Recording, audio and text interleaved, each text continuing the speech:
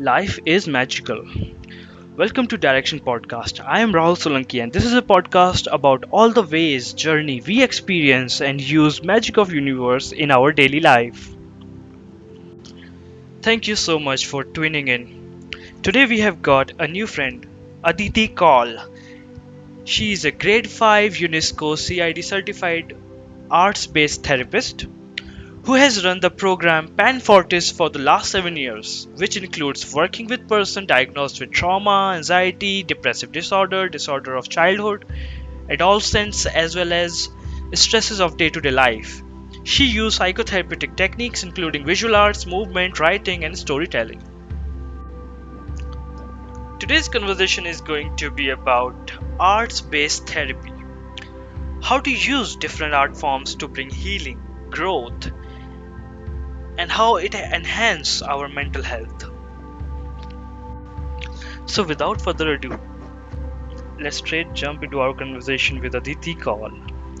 So, hi Aditi. I have this question in my mind, like because you're constantly involved in so many projects, you're constantly working on preventive mental health workshop, you're constantly teaching expressive art in clinical practice, and you're constantly speaking and advocating mental health and art therapy at different forums. So my question is how you manage to achieve so much, how you keep yourself motivated and going. I think, thank you for that question.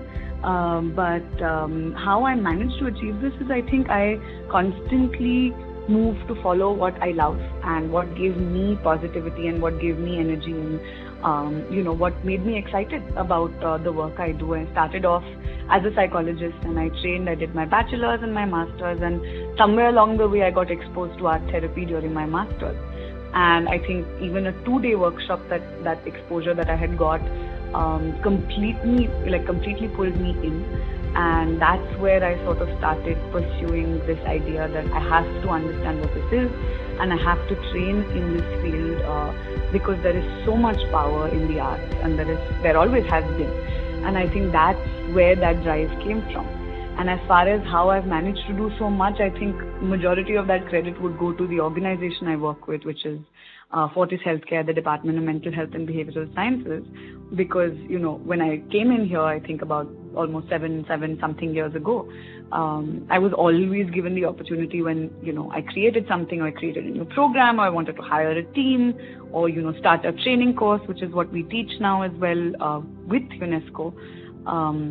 That I was always given a thumbs up and a go ahead and support because we have a large team available to us. So yeah, I think it's a combination of what I wanted to do, the learning I pushed myself to, and also the support and the motivation and the kind of supervision I got at the organization that I work with.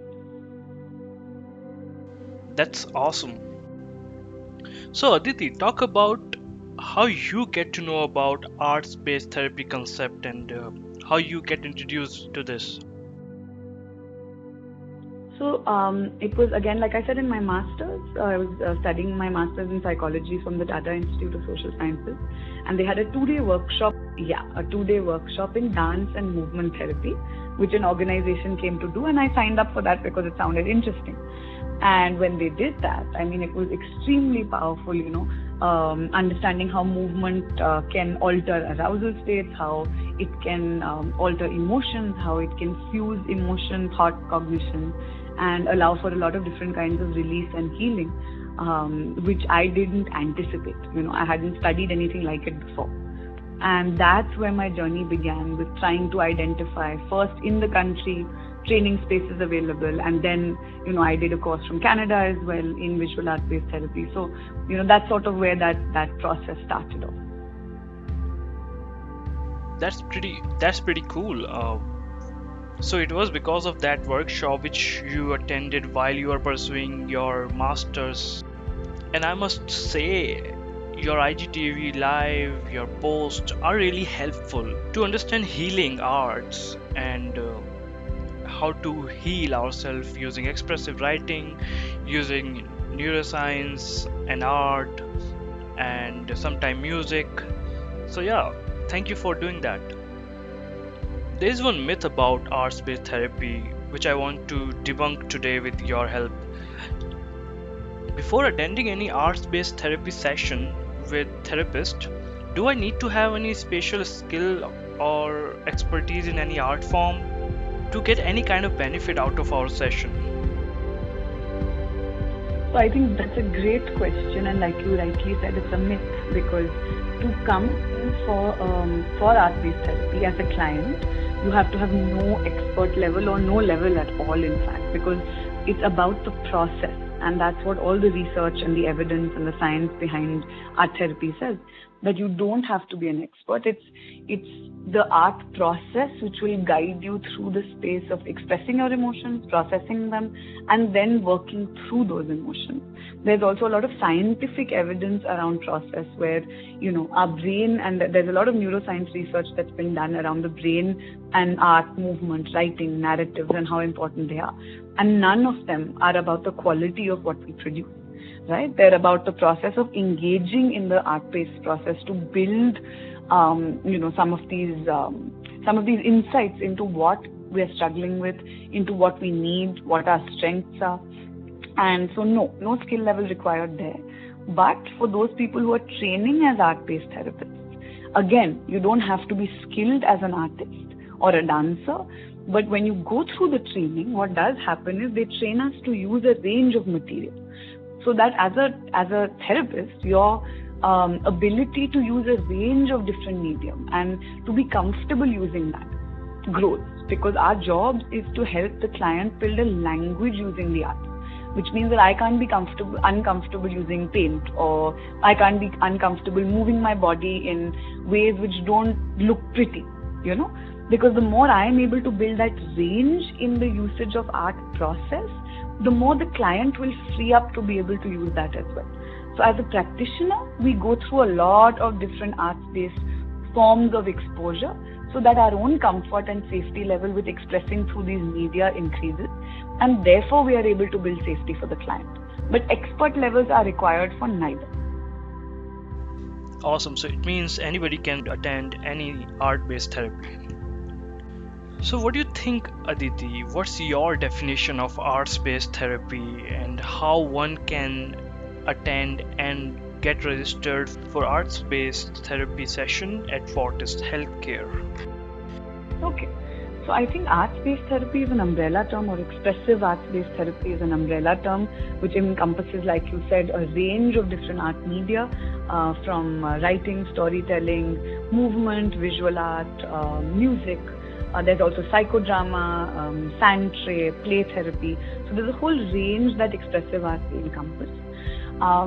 What happens is essentially you get to work with a professional who's clinically trained in either one or a couple of these different techniques, who can be a witness and a guide with you through the therapeutic process, and who is aware and knows how to create a space utilizing that art media to explore emotion, cognition, and also work on behavior, right? So it is a psychotherapeutic process where the lens, sometimes you'll find, will also be cognitive or psychodynamic. So there's a range of evidence and research in art-based therapy historically, which is informed by different psychological approaches as well as art approaches. So that's what's really interesting about art-based therapy, that it's a combination between these two. And in terms of how to access it, which was your second question, I think there are lots of practitioners. Some work independently. Me and my team work as part of the Department of Mental Health and Behavioral Sciences at Fortis. And how to access therapy, whether it's art therapy or any other form, is you get in touch with the therapist. You set up an appointment with us at the hospital. Currently, with COVID, everything is online. So we're actually doing all our sessions on video, audio, video, depending on what is comfortable for the client who's looking for therapy. And we set up an appointment and set up a time, and that's how we kind of kickstart the process. Make total sense. And because you just mentioned this is COVID time going on, and we are moving from like from one-to-one interaction to online interaction. Yeah, so my next question is, what do you think how this art-based therapy session changed over the period of pre-COVID to post-COVID? Right. So I'll answer that in two parts. I think one is that in terms of the therapeutic process, yes, it is very different because when you're in a space with a client and you have your art media available or you have some space available to work and move with the client, it is different, right? Because there's much more safety, there's much more privacy available to them because sometimes it's very difficult for clients in their home if we're doing a movement session to find space or find privacy right now when everyone is home to be able to do something like that. So what I do typically now is stick more to the visual arts or writing spaces that the client can create in a slightly more private environment, and sometimes we share and then we can discuss the art in the session, etc. So the process has altered for sure, but at the same time it's great that we can still do it even via online media. There's some exciting things where we actually manage to use things like Zoom whiteboards now to co-create art with the client, which are things we had never tried before, but that's something I started doing after lockdown, and I don't think that's been done before. So there are also interesting spaces for growth personally as an art therapist, but I find that we're being challenged, so we are being more creative with how to create the therapeutic process. The second part of the answer is also that there are two parts of how art therapy works, right? One is art as therapy. So the art itself being therapeutic without a therapist present, right? Let's say that I like to draw, or you like to listen to music, or someone likes to write poetry. That process is also very healing and creates a lot of positivity for individuals, and I think we've all grown up with that space. So another thing we've been doing is these art therapy lives, which are not it's not client focused, but we're doing live sessions on our social media handles, on the Fortis handle and on my own handle. And we have hundreds and hundreds of people logging in every day. We've done over 250 plus live sessions now through COVID with me and my team. And what's amazing is people are logging in. Now, people might just generally be stressed or just want something different. Like you said, it could be boredom, it could be stress, it could be so many different things. And you have these hundreds of people logging in for a live, going through an art activity. And for some of them, it becomes therapeutic over time. For others, it was just a one-time positive space of healing and of well-being and of a space which gave them something to do and something to focus on. So there's also a reminder here that not everyone might need to come in for a therapeutic intervention, but the arts could be healing on their own. And tapping into whatever that art form is for you, whatever that creative space is for you, it could be cooking, it could be gardening, it could be, the visual arts or movement or whatever it is for you, is also extremely important, not just in this time, but in general, to reintegrate into our lives. Totally makes sense. So Aditi, how you will differentiate arts-based therapy from other therapies? Like we might have different therapies for different kind of trauma. So how you will differentiate? So, what makes art? There's talk therapy. There are different techniques in talk therapy. So one could be a cognitive behavior therapist or a psychodynamic psychotherapist, psychoanalyst. So there's a whole range of theoretical schools of thought. But the core difference between all talk therapy and art therapy is always going to be the art process, right? That what drives art therapy is the art process first, and the therapeutic value that comes from that process second. What also is very distinct about the art-based therapy processes is that there is strong neuroscientific evidence around how kinesthetic work, which means utilizing our fingers when we're painting, body movement, moving to music, or things like the tempo, pace of the music, or utilizing stories to externalize narratives. So the art is actually allowing us as individuals, as clients, to put outside of ourselves the struggle, whether on paper, whether through movement, whether through images and collages, whether through writing a piece of music or telling our story. We allow ourselves to put this struggle, once removed, is what they call the technique, from ourselves. So we are actually able to see our journey of healing over time, right? And the art process, again, one, like I said first, the art process itself, from the ability and the control it gives us, that I get to choose. Maybe in my external life, maybe let's say I'm working with a child who in their external life can't make decisions, who, there's a very dominant family prevailing, or is extremely anxious, has developed something like selective mutism. In art therapy, the process for that child, what will it do? The child gets to choose their colors, they choose their material, they decide what to create on that sheet of paper, or they decide what movement to do with the therapist. That starts building agency, the process in itself. Or if I'm working with a couple, in talk therapy, I might work on, okay, what would X like to say to Y, or can we convert their language? Can we talk about I statements? Can we build empathy and compassion? In art therapy, we will do the talking, but what we will also do is give them, let's say a piece of an acrylic sheet and 2 pens, and say, okay, you know what, a very simple activity I'm giving you. I want you to take your pen on both sides and go around on that sheet of paper, on that acrylic sheet, and draw. And one person leads first, the other follow.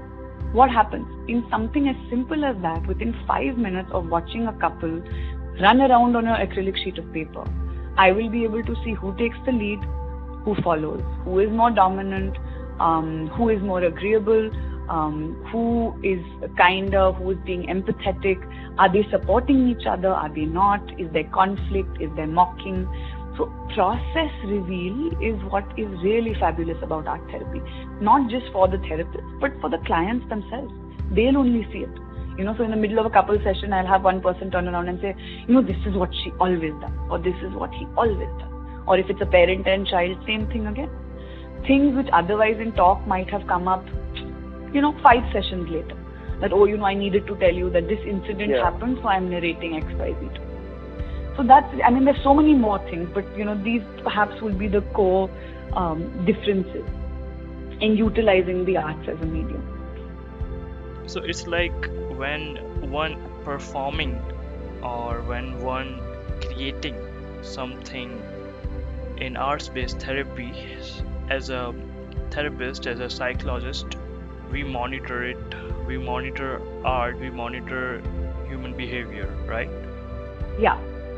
But also it's more than the psychologist or the therapist evaluating, it's the client.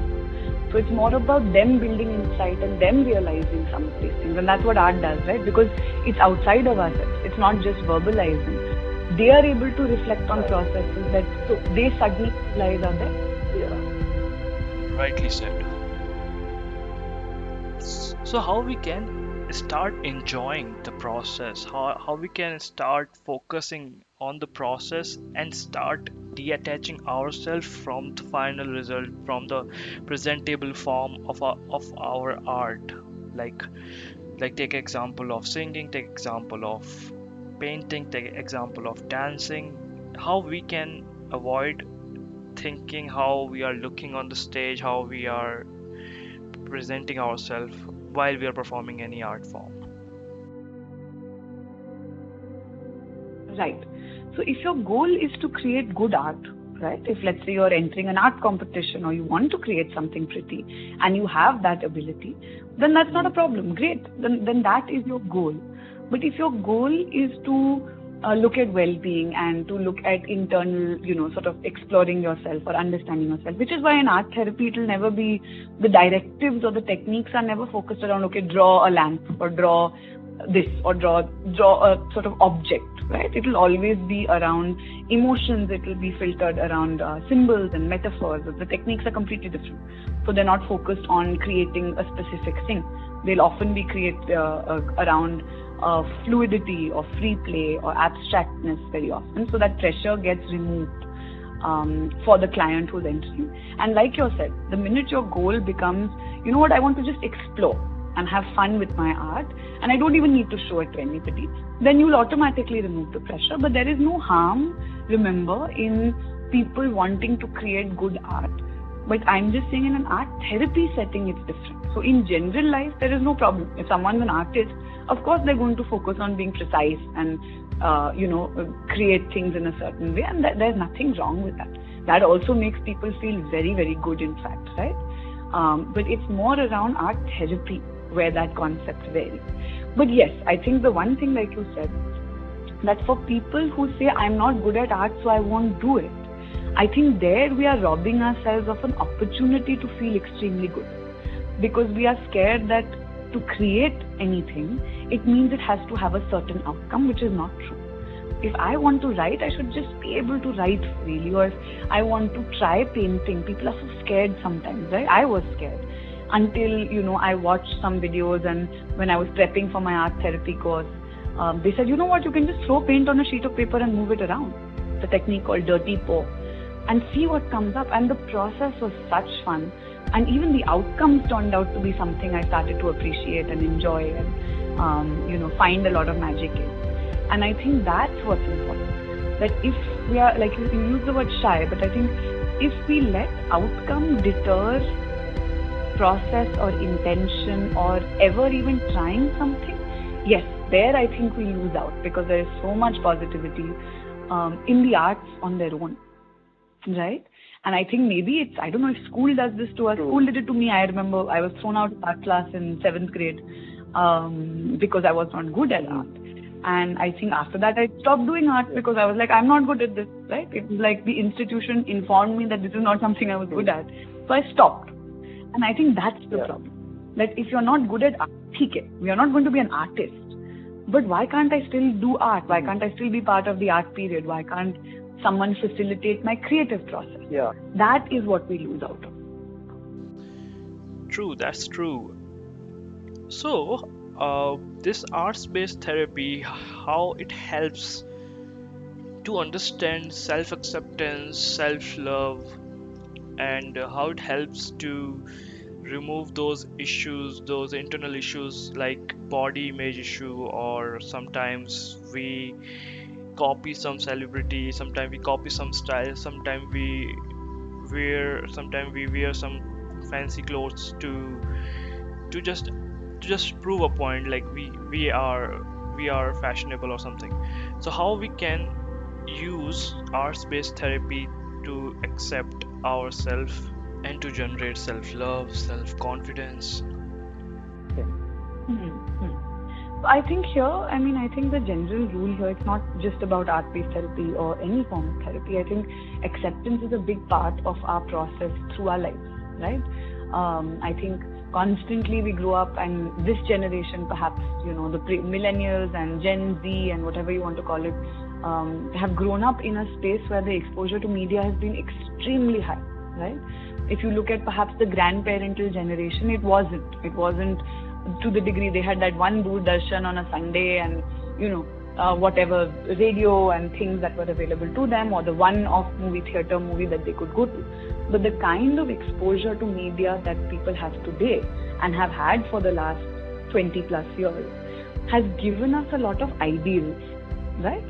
So this whole thing around curly hair, straight hair, talking like this, walking like this, public speaking, all of these things that have come in so much more freely now are ideals that have been created. And as children growing up, naturally we look up for ideals, which earlier would be people in your zone, which would be family, which would be friends, which would be maybe teachers or mentors of some kind. But now it's social media influencers, it's public figures, it's television stars, it's politicians. So much exposure we have, and I think it's very, very difficult, especially for adolescents, to work through that stage in time to reach a place of genuine self-acceptance.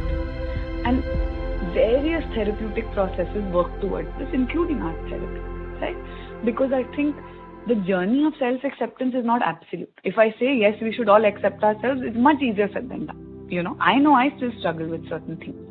And it's about recognizing and then beginning our journey on working through it. That why is this part of me something I'm not happy with? What am I looking to become, or what am I looking for? For some it could be marks, for some it could be looks, for some it could be something to do with a personality trait. There's so many things. Everyone always wants more, and I think the ability to be happy with ourselves to a certain degree at least is perhaps what is lacking right now for most people. I'm glad we are talking about self-acceptance. We are having conversation around it. So, what one piece of advice, what one piece of activity you want to suggest to our audience so that they can practice, they can get a gist of arts-based therapy in their day-to-day life? So I would say for techniques, because there are a vast number of techniques, we follow different protocols, different hypotheses. There's something called the expressive therapies continuum, which allows you to understand neuroscientifically, where the client is at. There are evaluation techniques. There's an example called the bird's nest drawing, or there's so many. I can't. It would require days and days, perhaps months, to be able to explain the range of techniques that are available. But if you would like to explore the activities that come within these techniques, actually it would be interesting for anyone listening and who's interested to log into some of the live sessions. We do them every single day, 11 a.m. and 4 p.m. The whole team's on. Everyone comes in, does 2-3 sessions in a week, and you will get exposure to how the art therapy techniques kind of work and what they make you feel. So my suggestion would be, follow us on our 2 pages, whether it's the Fortis Mental Health handle or mine, which is Aditi Kaul 1, and you can figure out a lot more about actual, how the technique works in person. And as far as what to integrate into your life, instead of giving you activity examples, I'd say creativity. Go back to the drawing board and say, okay, how can I create versus consume, right? Because consumption is becoming our problem. सब कुछ कोई बोलेगा, someone will say something to us, we will listen and process it. We will watch something, we will take it in. Everything is us taking in.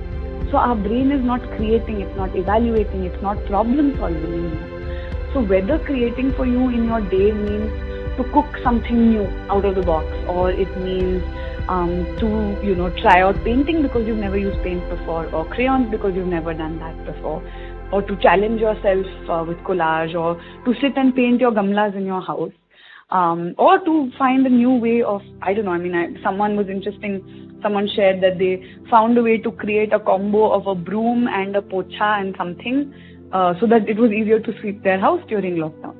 So play. That would be my suggestion. Add moments of play, literally khelna, in your day, because that is what will become your baseline to help you develop your problem solving skills, for you to build positivity, well-being, to make better decisions moving forward, to actually have better leadership ideas moving forward in your professional space. And I think that's something we forget. We don't realize. We feel we're wasting time जब हम अपने लिए कुछ करते हैं, when we do something for ourselves, right? So yeah, I think that in a nutshell would be mine. Awesome, great. So how we deal with those people, with those clients, with those patients who have subscribed for arts-based therapy, but they are not opening to accept therapy out of it. They are not opening with the art. They are not giving their best. They are not really. They always have kind of feeling like this is boring. This is not good. This is not helping. This therapy is not worth it. How you deal with those kind of patient? Yeah, no, so in any therapeutic intervention, remember, if the client does not want to, then we will not do that intervention. Because mental health and therapeutic interventions are not about pushing. So I will not do art therapy with a person who does not want to utilize art processes. I'll either refer them to another therapist, or because I am trained in solution-focused cognitive work as well, I will utilize those techniques, right? So if it's not working for someone, because remember this, that all therapeutic processes don't work for everybody. So art therapy will not work for everybody. Cognitive behavior therapy will not work for everybody, and so on and so forth. So for people who are looking to reach out to therapists, they will need to find that comfort, number one, with the person, and number two, with the process. And if your therapist is good, then they will not push you into a process. So if something's not working and someone's coming back and saying, nahi, maine nahi kara, I didn't feel like it or didn't feel right, then we don't push it. So very often when I give my directives, I also, if someone, see, some people come for art therapy. So they'll call in and say, I want art therapy, which is clear. Some people will come in who don't know, and if I give an art directive, I'll say that, you know what, keep this in your mind. And if this is something you feel like doing in the week, try it out. If it's not, let it be. Let's not make it homework. So that allows me to also explore if the client is ready to engage in this process or not, right? And I will only use it if they are ready. And if they are not, we let it be. Yeah, this is something new which I've heard, because these days everybody just wants to earn money, just wants to cash out problems, other people's problems. So that is really a good thing you mentioned, and that is really helpful for folks who are genuinely struggling and dealing with different kind of problems. How we suggest them. Yes, absolutely. I think when you recognize, when one realizes, for example, that, I mean, there are 2-3 things, right? One is based on what they're struggling with. So, for example, art-based therapy has a lot of evidence with trauma work, with anxiety, with mood, with disorders of childhood.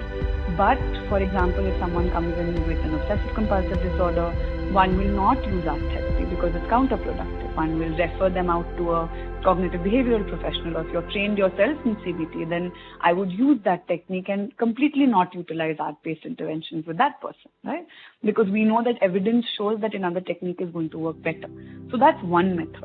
The second is if there's comfort and rapport is not there, and let's say if I'm not trained in psychoanalytic psychotherapy and I realize someone needs that, then I will refer out to a colleague of mine and say that, I have a feeling this person might work better for you, or this technique might be better suited for you, and I'll refer out. So I think that's perhaps one word to practicing therapists out there, that never be afraid to refer, because it's important to recognize what the client needs, because they are your priority, right? It's not about filling your numbers or getting more people to come to you. You need to know what your area of expertise is, and when it's not and somebody needs something else, please refer them up, right? So, for example, a psychiatrist will focus on medication and look at the pharmacotherapy aspect of it, but they will then refer to a psychologist to look at the cognitive processes or the treatment process in that space. And that's really important, to know the distinctions between the fields in mental health itself. And to be able to do that is, I think, what will make the mental health community a stronger place. I totally agree. What is your favorite art form to get art-based therapy? How you use arts-based therapy in your day-to-day life while you are while you are so involved, while you are working on so many projects, while you are dealing with your busy schedule? Lovely. I love that question. And I think very interesting. I started out as I was a dancer in school and college. So I first started with movement therapy, and I said, this is my first love, and this is going to be what I'm going to always love, because dance is my thing. And then when I explored visual art therapy, I think my tables completely turned, because I didn't realize I could use visual art. And my process is much more centered around visual art. And it varies on what I feel like doing. So someday it will be paint and abstract stuff, and someday I'll play around. And because we're doing all these lives, it's great, because I know at least thrice a week, whether it's on camera or off, I'm creating. It could be collages, it could be writing, it could be just scribbles. I play around with whatever feels right for me. It's taken a long time to get to this space where I can trust my instinct with my art. But yeah, it's now I just play.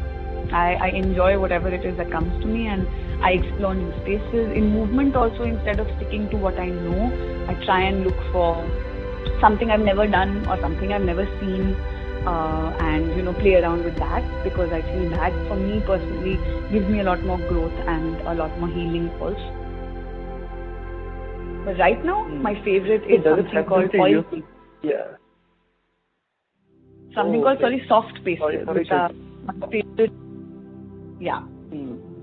They're great. Soft pastels are currently my favorite art material that I.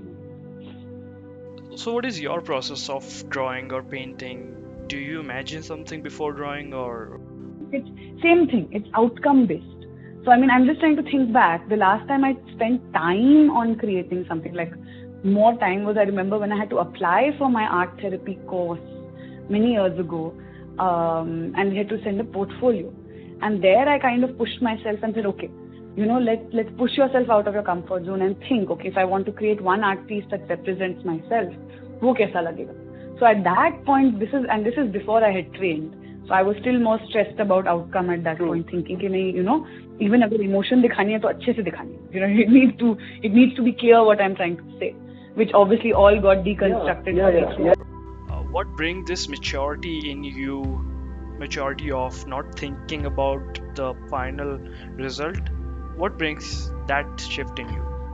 During the training, definitely, because suddenly you started understanding what process meant, and the directives that they were guiding us through were very process driven. I had peer group people in my course who had been there for some time already, so even seeing how organic some of their artwork was, and how they were not worried at all, that some of them were actually great artists, but the artwork would not be some fancy 3-hour painting, because that day it didn't feel like. That's not, I still remember very clearly one peer of mine, and she was about probably in her mid-50s actually, and training with me, and they had told us to do an activity using collage, and I think that was very eye-opening for me, and she didn't feel like collage. So she created a mandala out of toys of her children and her grandchildren which were lying, and I was like, wow, she just wanted to express something, and she didn't even stick to what was given to her. And I think culturally, यहाँ पे we are so trained to say, okay, अगर teacher ने ये मांगा है तो यही देना है. And I realized that's how much we can push the boundary with creativity, that there isn't a right or wrong. That when someone says collage, it could mean anything for you.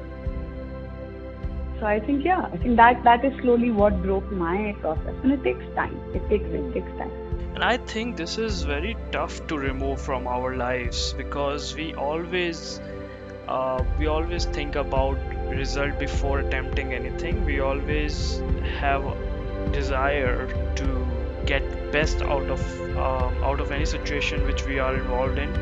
We always shoot for the ideal. We always admire the idealship, but that's not right. We need to focus on the process. We need to focus on the path, not at the final destination. That's what I get to know with our discussion with Aditi.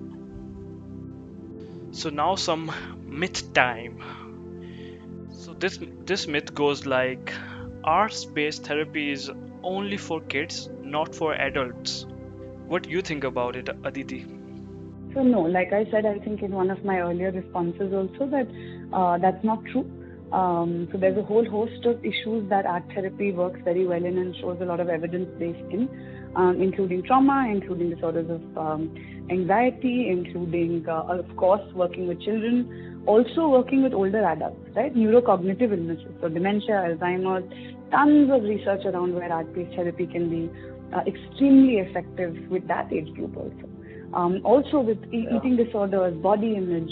So there's a whole host where there's a lot of evidence, strong evidence where either it's only art therapy being used or art-based therapy being used in conjunction with another intervention, in collaboration with another intervention. So that again is definitely a myth. But I think people just find it easier to understand कि हाँ नहीं बच्चों के साथ art चलेगा. So I think it's just that thought process which makes us believe that with kids it works and not. Here's one more crazy myth, which is like, arts-based therapist knows or can reveal your secrets by just looking at your art. It's a myth. Interpretation of the art lies with the client. So only you will know why you use the color black, if it means strength for you or anger for you or safety for you. Will be up to you, and you will share that. The process of the job of the art therapist is to use the right kind of support, questions, validation, focus to help the client build insight through their art. So no one is secretly sitting and interpreting ke kya nikla us artwork, right? Here's one more, which is like, you have to create art every day while you are attending your art-based therapy. One is therapy that happens every day, and typically it will be once a week, maximum twice a week, depending on what the person is going through. And in those sessions, if they're art-based, and then art doesn't have to mean drawing, that yes, some form of art potentially could be utilized in each session, but there are sessions where it's not about the art and it's about reflecting on perhaps art that's been created earlier or movement symbols that have come up earlier, and processing those verbally, or maybe in writing or in some other form. So no, it's not mandatory.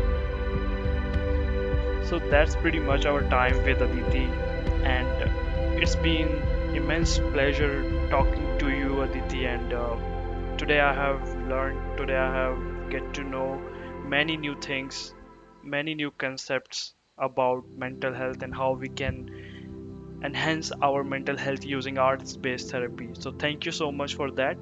Hopefully we will connect soon and have more conversation on it. Yeah. Thank you so much. Thank you so much for having me. And this was a great conversation. And I hope that it helps whoever it is Thank that's you. tuning in and listening to it.